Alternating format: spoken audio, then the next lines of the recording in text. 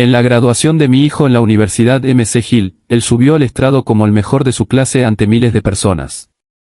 Miró fijamente a su padrastro, lo señaló y declaró: «Tú me enseñaste el significado de tener un padre real, alguien que invirtió en mi porvenir». Expresó gratitud hacia su madre y sus mentores, pero mi nombre nunca fue mencionado. Ante esto, me puse de pie y abandoné el recinto. Meses después, su empleo ideal de $120,000 se desvaneció y acudió a mí suplicando por el fondo fiduciario de $150,000 que ahorré durante toda mi vida. Fue entonces cuando descubrió que el dinero ya no estaba. Aprecio que estés aquí. Antes de relatar lo sucedido, dime desde dónde nos ves, deja un comentario con tu ubicación para saber que me acompañas. Lo que escucharás no es solo el relato de un discurso, sino una historia sobre lealtad, silencio y el instante en que un padre deja de ser invisible. Nota editorial: algunos detalles han sido dramatizados con fines narrativos. Cualquier parecido con la realidad es coincidencia, aunque la lección central es auténtica. El ambiente en el gimnasio de MC Hill estaba saturado por el olor a cera, palomitas y fragancias costosas. Hacía un calor sofocante, de ese que adhiere la ropa al cuerpo. Mi traje era sencillo, un conjunto gris comprado hace una década para un funeral. El cuello me apretaba, recordándome que no pertenecía a ese entorno. Soy Thomas Sterling, de 70 años, electricista jubilado de Boston. He pasado mi existencia en botas de trabajo y chalecos de seguridad. Sentado en esa silla metálica, entre personas que parecían dueñas de yates, me sentía fuera de lugar. Sin embargo, nada de eso importaba, estaba desbordado de orgullo. Mi hijo, Brandon, el mismo niño que me sostenía la linterna mientras yo reparaba cables en el sótano, era ahora el abanderado de una de las universidades más prestigiosas. Observé mis manos, toscas, llenas de cicatrices por décadas de labor física. En mi antebrazo llevo la marca de una explosión eléctrica en el 98 que casi me quita la vida mientras trabajaba turnos triples para cubrir los gastos educativos de Brandon. Ese fondo fue mi obra maestra, $220,000 en 4 años, pagados sin préstamos ni ayuda financiera. Sacrifiqué vacaciones y comodidades para que él tuviera lo mejor. Construí los cimientos para que él edificara su rascacielos. A mi derecha estaban mi exesposa, Diane, y su marido, Richard. Él lucía un traje italiano impecable y esa sonrisa condescendiente de quien vive de las apariencias. Richard entró en la vida de Brandon a los 15 años, deslumbrándolo con lujos. Para ellos, yo solo era el proveedor necesario, la billetera que se abría cuando llegaban las facturas. Cuando Brandon subió al podio, aplaudí con fuerza. Comenzó a hablar con una elocuencia que carecía de mi acento obrero. Esperé el momento del agradecimiento familiar. Se giró hacia nuestra sección y dijo: «Debo agradecer a quienes hicieron esto posible». Mi corazón se aceleró. Primero agradeció a Diane. Luego, tras una pausa dramática, añadió: «Quiero agradecer especialmente al hombre que me mostró lo que significa ser exitoso». Me enderecé, listo para sonreír. «A mi padrastro», Richard anunció. «Tú me enseñaste que no nos define el origen, sino el destino. Me diste tu tiempo y tu visión. Soy quien soy gracias a ti». «Gracias, papá». Esa palabra, papá, un acomodador intentó detenerme, a lo que respondí: «Mi parte terminó, hijo. La cuenta está pagada».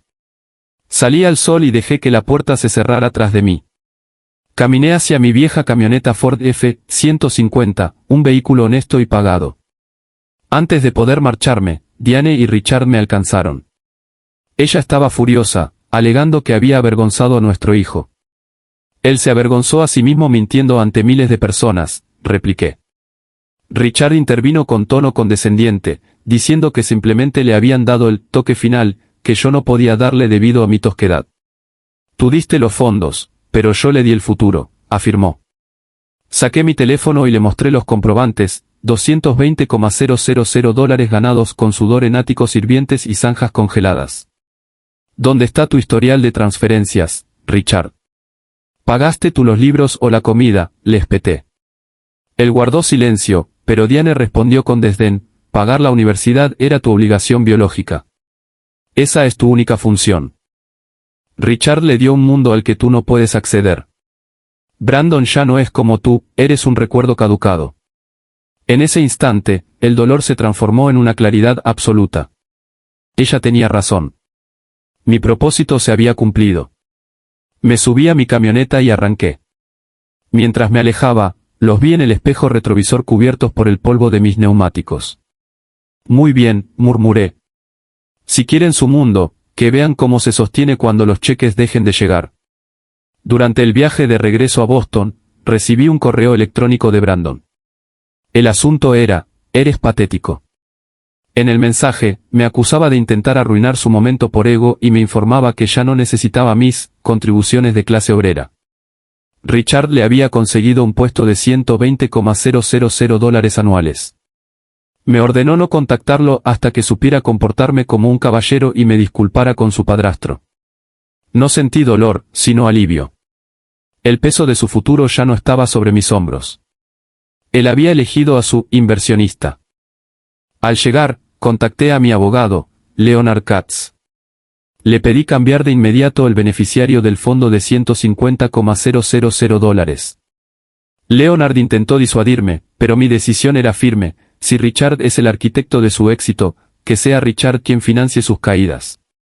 Además, solicité una investigación privada sobre las finanzas de Richard. Sabía, por experiencia en el sector de la construcción, cuando una estructura es solo una fachada. Richard olía a cortocircuito inminente. Firmé los documentos. No lo hice por odio, sino por justicia. Brandon pensaba que el éxito era una cuestión de imagen y contactos. Estaba a punto de aprender la lección más costosa de la realidad: cuando eliges al socio equivocado, lo pierdes todo. Pasaron 3 meses antes de que Leonard volviera a llamarme. Durante ese tiempo, el silencio de Brandon fue absoluto. Yo me dediqué a pescar y a disfrutar de mi jubilación, pero siempre con un ojo puesto en el horizonte.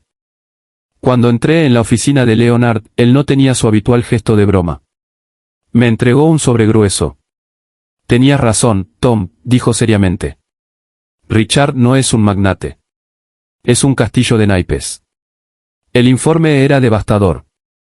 Richard no era dueño de la firma Sterling y Finch, era un socio minoritario con deudas de juego y 3 demandas por fraude de inversores. La mansión donde vivía con Diane tenía 2 avisos de ejecución hipotecaria. Y lo peor, el puesto de gestión de Brandon no era más que un esquema para atraer a nuevos clientes utilizando su prestigio académico. No le estaban pagando un salario, le estaban dando adelantos sobre comisiones de fondos que no existían. Una noche de noviembre, mi teléfono sonó. No era un correo electrónico, sino una llamada directa. Era Brandon. Su voz, antes tan pulida y segura, sonaba rota, con el ruido de la lluvia de fondo. Papá. Dijo con un hilo de voz. No me llamó, Thomas. Te escucho, Brandon, respondí con calma. Richard. Se ha ido. Se llevó el poco dinero que quedaba en las cuentas de mamá. La empresa era una estafa, papá. El FBI cerró las oficinas hoy. No tengo trabajo, me deben 3 meses de sueldo y el banco dice que van a embargar la casa de mamá en 2 semanas. Hubo un silencio largo. Podía escuchar sus sollozos al otro lado de la línea. Necesito el fondo, papá. Los 150,000. Por favor. Es lo único que puede salvarnos. Le pediré perdón a todo el mundo, iré a Boston, haré lo que sea. Pero por favor, dime que el dinero sigue ahí. Me dolió el corazón, pero recordé sus palabras en el estrado. Recordé el desprecio con el que miró mis manos callosas. Si le entregaba ese dinero ahora, nunca aprendería lo que cuesta levantarse del suelo. Brandon, le dije con firmeza, el día que me borraste de tu vida en esa graduación, aceptaste el mundo de Richard. Él era tu inversionista, ¿recuerdas? Pues bien, tu inversión dio pérdidas. Pero es mi futuro. Gritó él. No, Brandon. Ese dinero ya no existe para ti. Lo doné íntegramente a la escuela técnica donde yo aprendí mi oficio. Servirá para becar a jóvenes que sí valoran el trabajo duro y que no se avergüenzan de ensuciarse las manos para construir un futuro real. Él se quedó mudo. La magnitud de su pérdida finalmente lo golpeó. Estás por tu cuenta, continué. Tienes un título de MC Hill y mucha arrogancia. Úsalos. Aprende lo que es trabajar por $15 la hora si es necesario. Cuando hayas construido algo con tu propio esfuerzo, tal vez podamos sentarnos a tomar un café. Pero no me llames por dinero. Ese cajero automático se cerró para siempre el día que me llamaste patético. Está trabajando en una empresa de logística, cargando cajas para pagar un pequeño apartamento donde vive con su madre. Dicen que ha perdido la soberbia y que ahora mira a la gente a los ojos. A veces, la mejor forma de amar a un hijo no es dándole todo lo que pide, sino permitiendo que sienta el peso de sus propias decisiones. Yo construí el rascacielos, pero él decidió dinamitar los cimientos. Ahora, le toca aprender a poner el primer ladrillo.